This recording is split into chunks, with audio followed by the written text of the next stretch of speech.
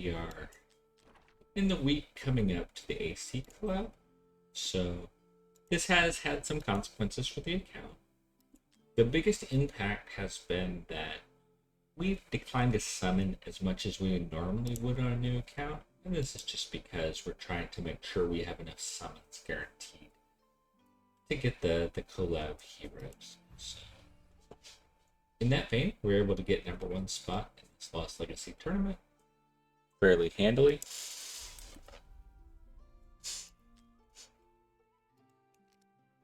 And we have a Gear Raid 2 tournament going on. I think this will be good since if we want to conquer Gear Raid 2, we will need some more Guardian gear. And there's some good DPS gear in there as well. So let's take a look.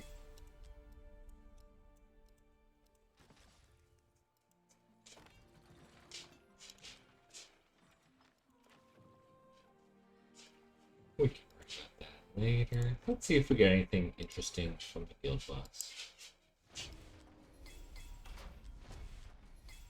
Alright.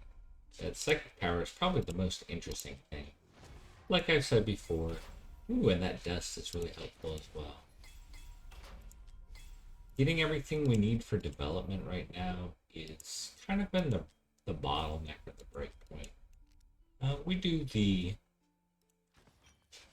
experience raids, but we have a lot of experience stacked up. We just need more fodder, so making sure that you buy these whenever able is good. Usually when I'm doing setting up for the day, I will also buy the discounted energy. Although I don't set it to auto buy if I'm continuing to come back throughout the day as I'm able. Just because we tend to start an auto fight and leave it running, so we don't have to babysit that energy whenever we're... This game at its core is a resource management game, so making sure you maximize your energy and not let it cap out and sit there is generally a good idea. Obviously, if you do spend money, it's a little bit less of a concern because you can just buy as much stamina as you want within reason. Although this account is purely free to play, so the resource management includes real life money. That's kind of part of the hook of gachas, but I think that part of the fun of this game is you get so much resources without having to spend money, and you really can be a successful endgame account given some time and effort without that. I would just say probably the main parts of this game that are largely locked out are going to be like the endgame PvP stuff, which I don't find that compelling. Arena, you can get all the rewards without doing the absolute highest level, and same for GVG. The highest end GVG is a lot of whales, but I would say you can still compete and get the vast majority of the rewards without having to get into that upper echelon. So oftentimes, money will just help you get past kind of a break point, or bypass some of the inconveniences and time that you would otherwise take. So we're just going around collecting all of our daily reset stuff. We are going to set up some runs in Gear Raid 2. Although we did clear 19, we don't have an auto because we had to use a friend assist. We would like to get there, but I think a lot of the best gear in 19 you can actually get out of the 18s, just because I think some of the best set for right now is like Guardian. Probably the best tier 2 set is Invigoration, which you can use on your healers to buff your other classes, but that's not really what would be holding us back right now. It would allow us to make a little more progress in places like Guild Boss, but I think it's okay. I think the major thing we're going to focus on today is completing the storyline. So we haven't been 100% efficient with getting that done. We did miss, for example, the first day of Tide. We didn't go that far in progression. And also, we got held back a little bit by like not having enough dust. There was a couple breakpoints, but all we need to do right now to get Volka is to clear these levels in campaign. So I think that's what we're going to do today. We're going to take it easy, just work on some basic stuff. So in these levels, you're not allowed more than 6 heroes, so pretty straightforward. I think that we will make some substitutes to what we were using before. Let's see.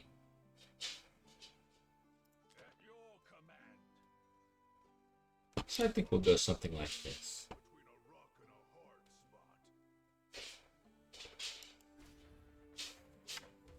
Technically, we don't need to 3-star it. We could simply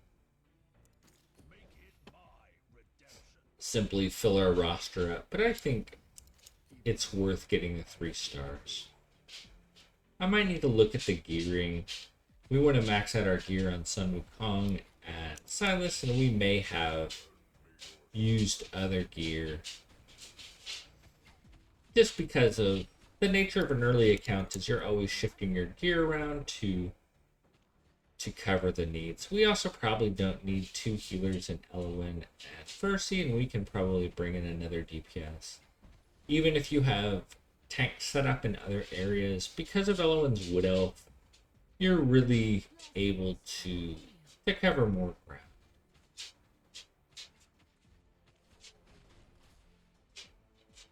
So, we're mostly just using Silas to kill everything. We could even consider just giving him a Lord to have some additional range, although we don't have Eliza fully leveled up or geared out.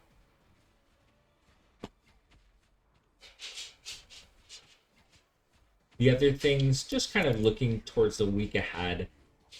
In 2 days, we'll be able to do summons for one of the limited heroes. I'm not so good at the names, but they are a melee specialist that does single target damage and some AoE, so they'll definitely be useful. Since they're Watcher and we did get Leia, we can consider working them into the Guild Boss team with Sun Wukong. I think picking Leia was very influenced also by knowing a lot of these collab heroes are Watchers. It will be interesting though, because there are some other part 2 of the collab is supposed to come out a month after this part, so it looks like there might be 2 additional heroes that might lean Nightmare Piercer. I don't know. There have been some leaks and some information, but I'm not too up on that. Let's take a look at Sun Wukong's gear. His gear is decent, and we can take a look at Silas. And he has our other good set here. So I think we're okay on gear. Make sure Numera's not anything truly tragic. We should be okay. So we just keep an eye on the modifiers. I know sometimes they switch out whether you need or don't need the 6 heroes, so we just try to make sure that we're not making things harder on ourselves than we need to.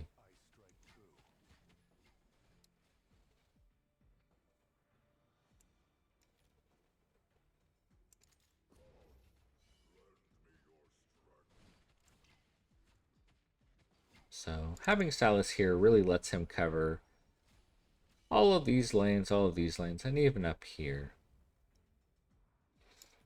We can also just give ourselves, utilize all the champions.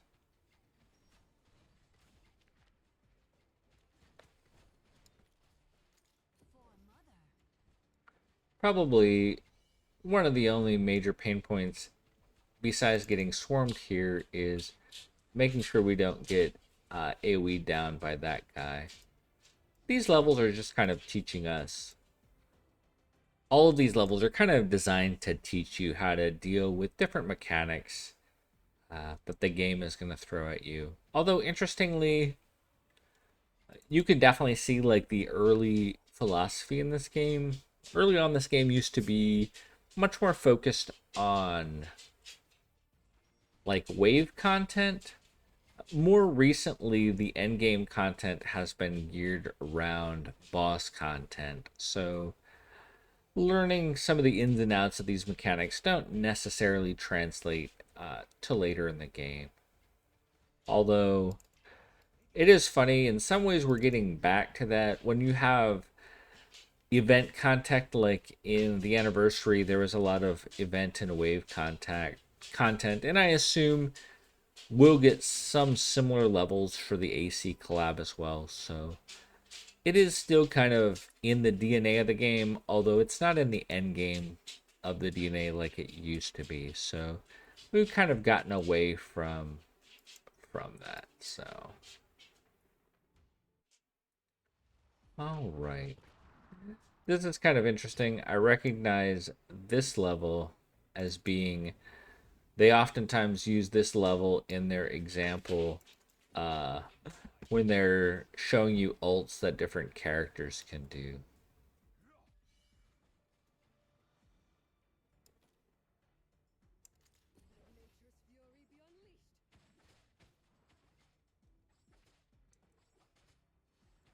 So if we did have Silas with his Lord, he would have the range to take these two out. But we'll just take fighters in here that can actually hit them. And we should be fine. We don't necessarily need to do this. We could just turtle up, but it's kind of nice to clear out that AoE stuff. And we'll put another tank in. I believe the biggest concern in this level is taking AoE damage from those casters and then just getting overrun by multiple characters. In looking forward to the week, kind of the major things we want to work on is I would like to work on clearing Void Rift hard. We will need to increase the power of the account, though. I think it's taking away two deployment slots, and it is only allowing it's recommending 500,000 BP. So the biggest thing we probably need to do is worry about maximizing the level of our characters. So we have a lot of characters that we use consistently that are level 50 and don't have full level 16 gear loadout. So I think that's the next major point of growth on the account. Most of these characters of these 6 are capped, but our tanks are not. So that can definitely be a pain point. So we, just using this squad as an example, we would want to finish leveling our tanks up. I'm not sure. Elowin is 50 as well. So 3 of our 6 characters are level 50. So while oftentimes it's important to have your DPS leveled up more, just to, yeah, we're not going to be able to reach that bottom level. That's okay. We'll use Sun Wukong to DPS down there. Well, it is important to probably maximize your DPS for most content.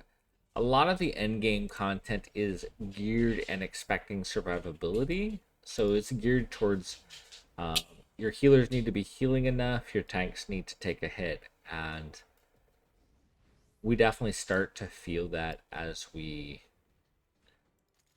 get further in. So I think Gear Raid 2 is a good example of where we have a lot of people just dying, and probably a lot of that is just not having We might not actually be able to.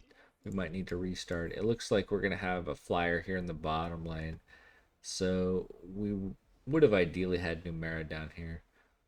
Hopefully Silas can clip down to them, but I'm not expecting it, honestly. Oh, no, they're leaking through. We're going to have to clean this up a little bit. So I think we'll continue to have Silas up here, but we're going to put Numera down here. That way she can deal with... We didn't quite have the cost to put her down to deal with that one, but we can add her in. Maybe we'll just stack her here. We won't get the full benefit of having Sun Wukong, but having him as a backstop is fine.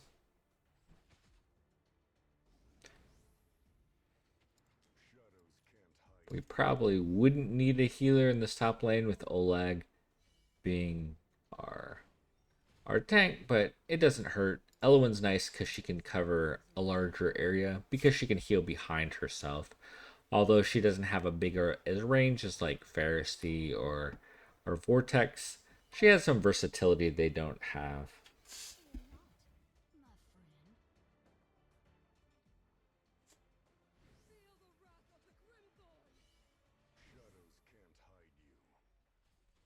Alright, so this minor adjustment just lets us take care of these flyers so we're not leaking anything through.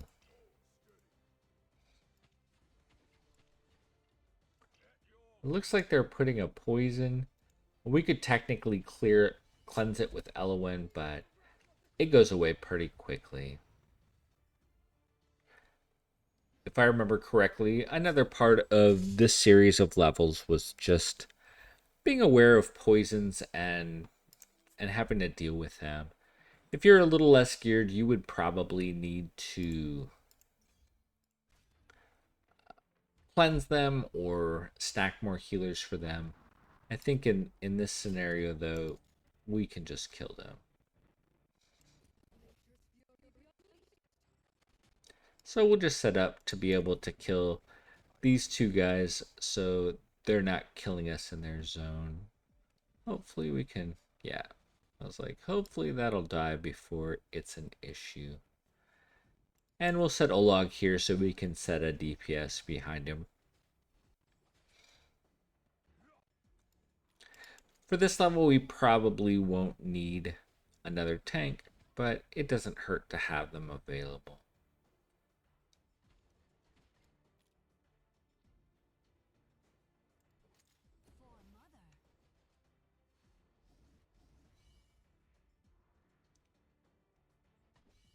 So, more than likely, similar to some of the other levels, the biggest real threat here is just getting overrun. So we might put rocks here just to prevent if we get a large swarm of rats from breaking through and hitting our core.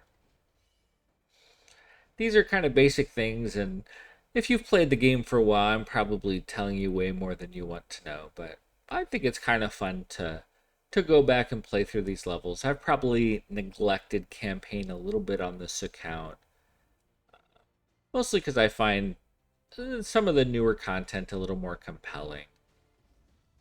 They have added some new campaign stages with super high BP requirements, but probably my biggest annoyance with that content is it's just it either has a very high threshold to equipment that you need, or they just make the mechanics unnecessarily complicated. So I don't know. There's kind of a balance of fun, but also like if I have to sit here and read a lot, it's like I think that mechanics are interesting where you can just play through them and generally have an idea of how they work. When I have to sit there and read deeply about how to withdraw and redeploy and cleanse and all of that, it's like, okay, I'll let somebody else explain that to me. That sounds a little annoying. We're gonna put Numera here just in case we get flyers from here, I know we get flyers from here. And we'll have Silas cover these top lanes. And we can have... Okay, we should be good there. We put Olag a little bit forward so that way Sun Wukong will be able to slot in behind him. And we can put rocks here. Numera is still able to hit in front. So it's just kind of some of the thought processes that go into these positions for me. Positions are... There's tends to be some best positions, and I probably don't always hit that, but I try to think through what I'm doing a little bit before I commit. I just put Sun Wukong out here to kill the boss so we don't have to deal with annoying mechanics. The boss will just keep nuking this area. One of the reasons this level is fairly familiar is when we have daily visitors to the camp, this is one of the levels that those visitors can use, although you'll eventually be able to set it as an auto. You will see it again outside of the regular campaign, just in that small little area. So we're pretty much set up. I think we're coming into the last of what this level has to offer. So while we're technically under BP for these levels, I think they were designed when the game was a little more simple. Some of these heroes were not in play, or you would certainly not expect to have these many legendaries. So I remember playing this game earlier. There was a big push to get Volka early because she was one of the earlier legendaries you could get, and getting access to that as soon as possible was considered a big deal. As we're now, Volka will certainly get developed, but she doesn't necessarily have a niche in this account yet. Once we're able to get, I believe once we can get through tide level 105, we will get her A1, and at that point, if she's on the squad, it reduces the redeployment time of your characters, and this can be super useful. There's some strategies in Gear Raid 2 where instead of trying to tank the AoE, you rotate people in and out in order to avoid the worst of it while still dealing with the enemies. So I think one of the things I'm looking forward to this weekend is, I believe one of the banners has Baron on it, who is a tank that has unyielding. So he'll be somebody I long term want to develop. So having tanks with unyielding for lots of different content is useful. Right now we just have rocks. So having a second tank with unyielding will allow you to start doing some of those rotation strategies. So just kind of looking forward to the future.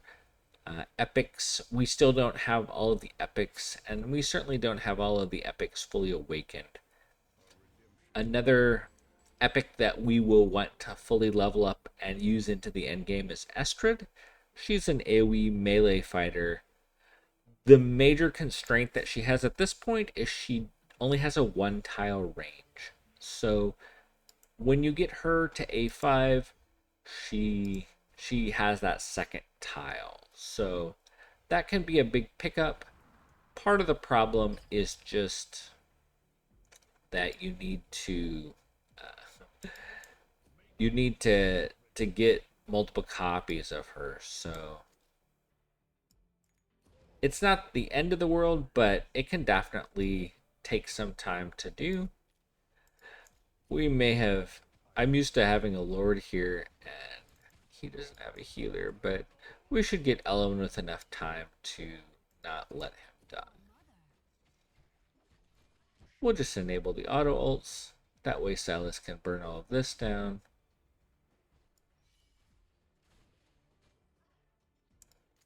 No, we still don't have the range there. That's okay.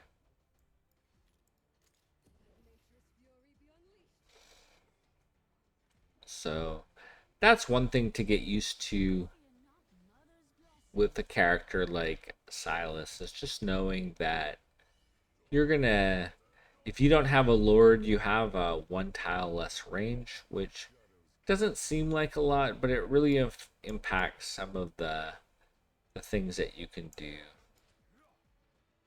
So we're gonna pull her out of there. She was getting chopped up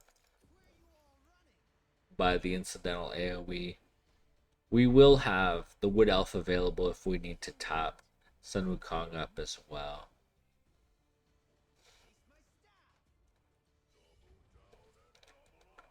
So the other major niche that Volka, speaking of Volka and getting her today, is when she's on the team, I believe that the other melee characters are able to gain life back when they hit someone. So she can help if you don't have healers everywhere to keep everyone topped off. So this is an example of if we had Volka, then Sun Wukong could self-heal himself, and he's taking some damage there from the poison on Olog, but he could self-heal himself and we would avoid needing to top him off. Although with Elowen being able to heal him across the map with the Wood Elf, we can kind of just ignore that mechanic, but just kind of understanding how it works and how to mitigate it can help you think about other levels in different ways. All right.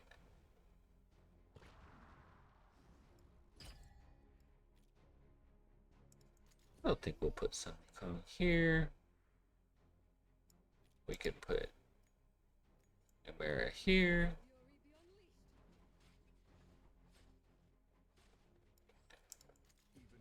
Silas will deal with the flyers that come in through here.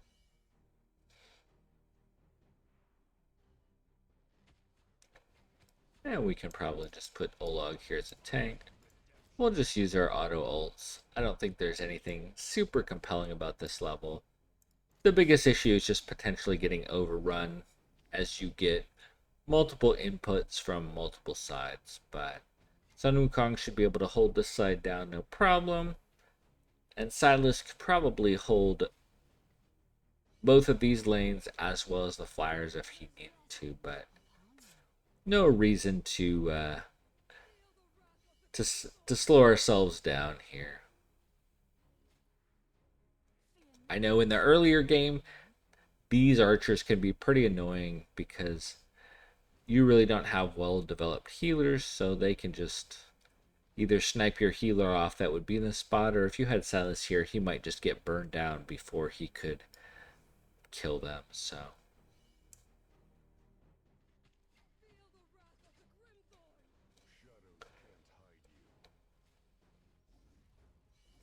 all right, so we're kind of coming to the end of this level as well. We've kind of seen everything interesting that they do. A lot of these levels seem like they're just teaching you how to deal with having a lot of different things come in from a lot of different angles. So these are kind of time capsules of how the game used to be.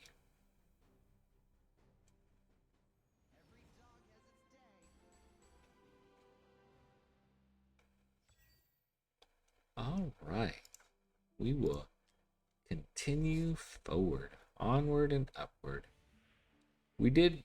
Let's take a look and see if we got anything super interesting. So HP defense, always good. That's a decent piece. Definitely at this point of the game, we're going stats over sets. Wow, that's a really good piece. Technically a quad, although it would be an ideal quad if instead of rage regen we had attack speed, but that's certainly a usable piece. I think the highlights for us will be in the Guardian gear in terms of making sets, although here I'll definitely keep this because it's HP with defense. Potentially could be a healing ring with the HP and attack speed, although with the healers, we don't have nearly as many of them, so it's a lot easier to put sets together for them. I think the stats over sets especially applies to the DPS because you just have so many characters that you're trying to put something on. This set's actually pretty good in terms of giving a bonus for HP, so especially with the second limited banner in the AC collab has Adrian, who's a kind of a pseudo tank. He can tank endgame content because he has a shield that he puts up, and he deals damage based on his HP. So he's one of the few characters it's worth saving some gear to have it available. I think we should still have plenty of energy. There's a couple highlights in terms of gear there. Let's take a look. We'll deal with that later, but we still have, no, we're kind of low on energy, but I'm going to buy these and continue to do runs there. So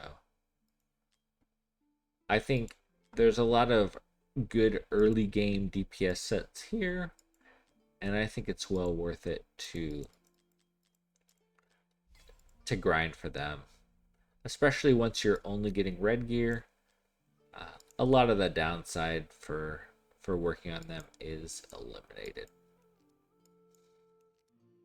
Obviously, you want to get to the 19s as quick as possible, so you start getting the tier 2 gear. But I think out of all of the sets beyond the healer support gear, Gear Raid 2 probably has the weakest tier 2 sets, especially because you can get crafting wise, you can get other sets as well. So let's take a look. We can even see if we have anything to craft. We can craft a couple pieces here. Wings of Grace. I mean, that's Light's Grace. We'll hold on to it. That's a pretty decent breastplate, just having crit and attack for an early game account. And just the attack based on this may hold some value. Okay, so Cataclysm. This is a very confused piece because we got the quad set up here, and if this was attack, that would be an endgame forever piece. But with defense, I just don't think there's a lot of use for it. Flat stats, not great. Flat stats. Definitely the right side gear you have to clean through a lot more. No crit rate on this, but these stats are very good, so I think it's worth keeping. Flat stats. Get rid of. And although this is flat stats, Wings of Grace gives increase the attack of hero and ally with the highest attack and range by 12%. So especially early on, I've heard it called trash wings, but in Guild Boss, you're going to have characters that you just put down for the bonus, but you don't have enough deployment slots, so you can put characters in trash wings just to buff your other characters. So this is one of the sets it's worth holding on to going forward. So we've confirmed our auto is working, so now we can go back to campaign. There's nothing worse than starting an auto and it fails for some silly reason.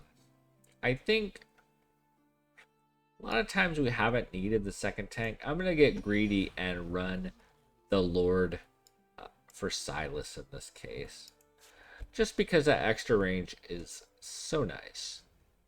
I think we're going to see a good example here of why having that extra range is valuable. So we're going to be able to shoot all the way into this lane very deeply.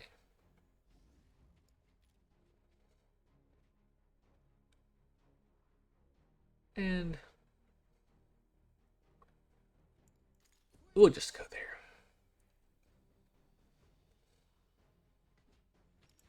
And we'll just auto the ults. We'll put Numera here. So while we don't have a tank in this lane, we have 2 DPS and Silas can push into that lane. And we got everyone under a healer except Silas. But if he's taking damage, we'll shortly get a Wood Elf that he can help deal with. And we'll just drop. She has some gear on her, so she's in heal range. She can kind of help support us, even if she's not super geared. She is picking stuff off in the back, so yeah, she's a good support here.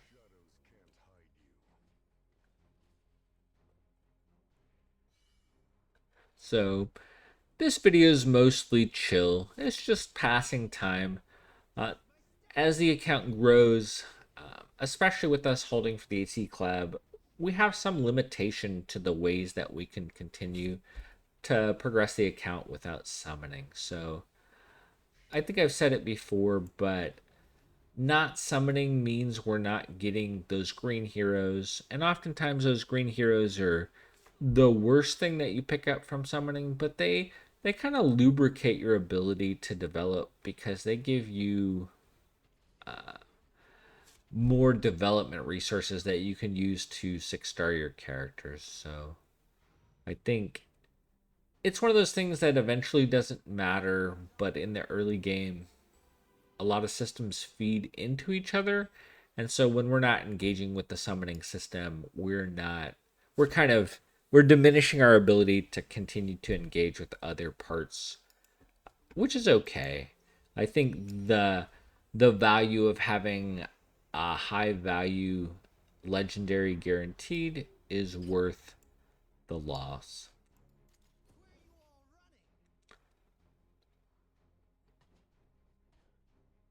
All right. So we'll just set up here.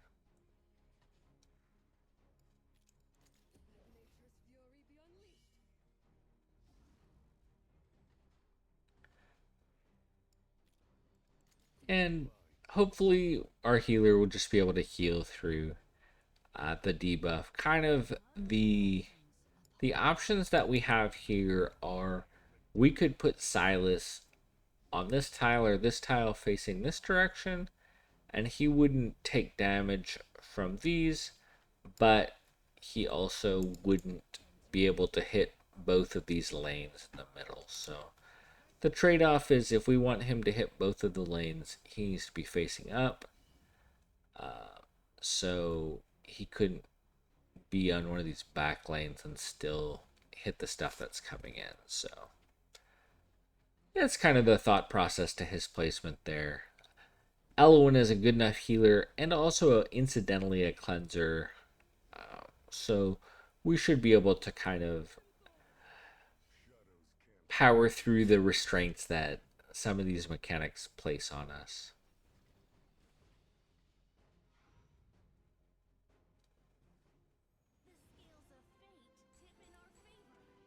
All right. I think we're getting towards the end of the series of campaigns. So yeah, 2 more levels and we will have our Volka.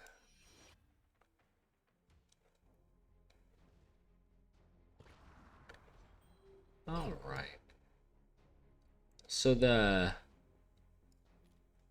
minor change here is we also, I always in the past have forgot, we have a lane that comes through here that we will need to be careful of. We may just put Eliza here and see if she can control it.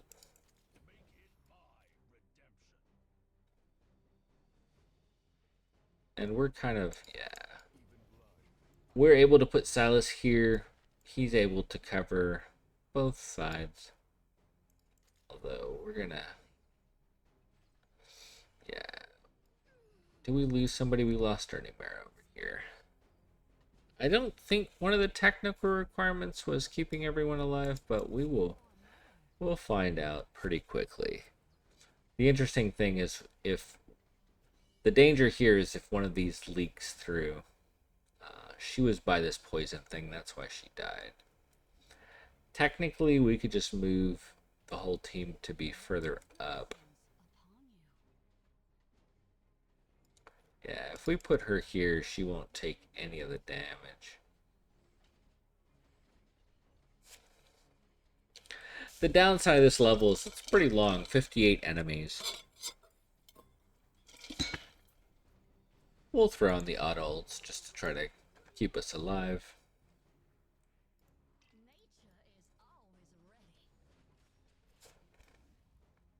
But we're getting kind of towards the end here.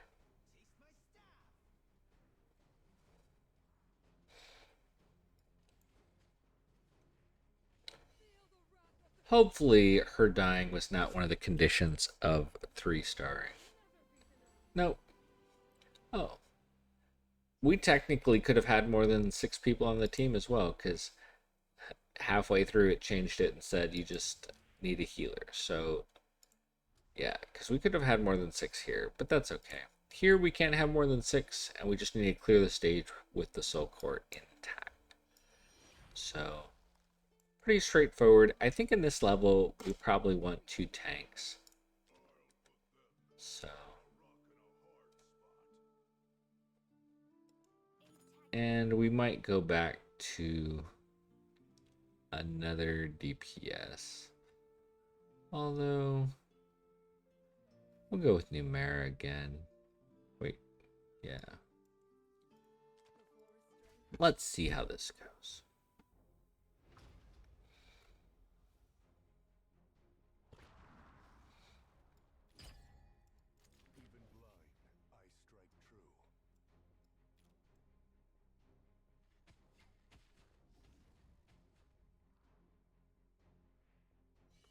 And we'll just put the auto ults on.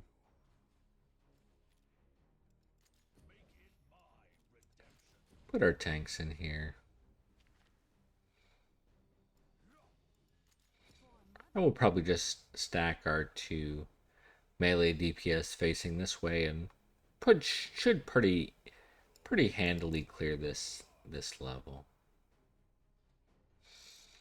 In this level, we don't really need the extended range that Eliza, the Piercer Lord, offered, so we swapped her out. While she's decent, she's not putting out the damage of, say, Numera, so I think it was worth the trade-off. The major thing that Elwyn does that's annoying is healing, but it's minor enough that we can just blast through it without needing an anti-healer like Aurelius.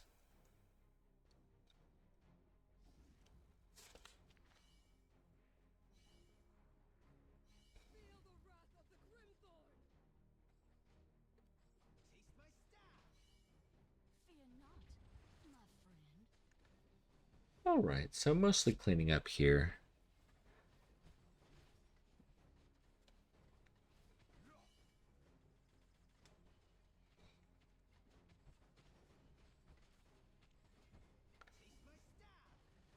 Yeah, so once she stops healing, she goes down pretty easily. Then we'll clean these up, and that'll be the end of this stage of campaign. I think, well, we can take a look around the account once we finish this, but we can kind of lay out what the plans are. Definitely Thursday we're going to be summoning. We want to work on Void Rift hard, and we want to finish trying to have the resources to level everyone up. So that's kind of a general thing of what we're looking forward to. Definitely one of the advantages of getting legendaries over epics early is you can level them to 50 right off the bat, and that can be helpful to need a little bit less development resources. So here we go. Claim that mythic, and we got Volka.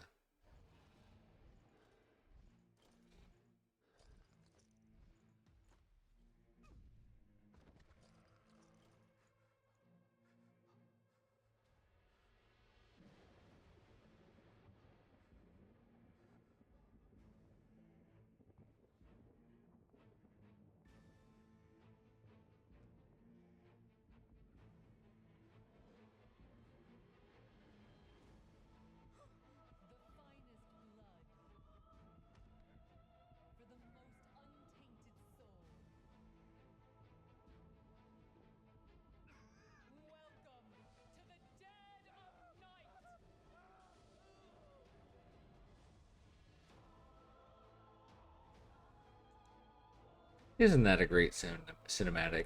Since she's not in the summoning pool, you really only get to see it once, but I think that's a great cinematic. It kind of reminds me of Gretchen's with the whole church vibes, so we'll take our 50 diamonds. Alright, so that's the storyline complete.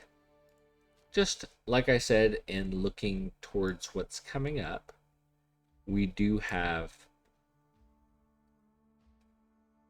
some summonings. It looks like this will be the 200 guaranteed. It'll be interesting to see if this is a quest where we can claim the reward or if we can pity manipulate. If there is pity manipulation, we may want to consider pity manipulating to this beginning banner. Both Narissa is pretty much a straight upgrade to Pharisee, especially because she can also cleanse. And we have Numera, and Born is the second of 3 of the poison comps, so he would be a very big pickup as well. Although getting Ivor, she's amazing. I'm less interested in Malvira, but I think the big epic pull for me, like I was talking about here, is Baron. So we'll have to kind of evaluate. We also have this other ancient beginner's banner as well. So Numera's on here. Erling Shen's kind of fallen out of the meta with Jezebel taking over anti-air, but she's the third part of the poison trio that really helps push in Abyss. So I don't think it's worth it. I think we will focus on summoning here just to try to get Cassandra. She's the one limited we may not have enough ancients to pull, since I think, let's take a look. I think we're in the mid 20s for ancients, so we have 25. Yeah, so we'll see.